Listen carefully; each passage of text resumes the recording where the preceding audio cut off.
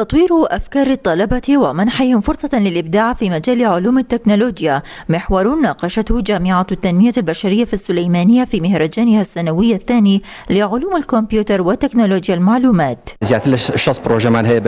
في هذا المهرجان يشارك 60 مشروعا علميا واحدا في حقل الإلكترونيات والعمران والطب لإنتاج وإبداع الطلبة المشاركين، والهدف هو أن يطابق الطلبة عمليا مما تعلموه نظريا لتوفير المنتجات والبرامج الإلكترونية محليا دون استيرادها من الخارج. وتشجيع الطلاب على المشاريع العملية يعني هواية يحفزهم حتى يتقدمون بالمواد مالتهم، ونشوف من عندهم مشاريع حتى ضمن المهرجان جاي يبيعوا للسوق للشركات. استطاعوا أن يقدموا نموذجا حيا لربط الجامعات مع مجالات العمل المختلفة في المجتمع. الطلبة المشاركون طالبوا الحكومة بإنشاء مركز متخصص لابتكار وتصميم مشاريع الطلبة، مبينين أن مشاركتهم تؤكد إصرارهم على مواجهة التحديات الأمنية الراهنة.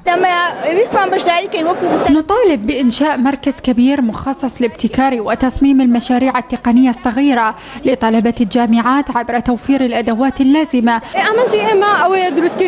هدفنا من المشاركة هو لإثبات أن مسيرة التعليم العالي مستمرة، وعجلة الإبداع والابتكار تواصل دورانها رغم ظروف الحرب القاسية. ما عرض هنا من مشاريع طبية وهندسية في حقول الإلكترونيات والعمران والمرور تبشر بولادة جيل جديد من المهندسين المتسلحين بعلوم التقنية الحديثة.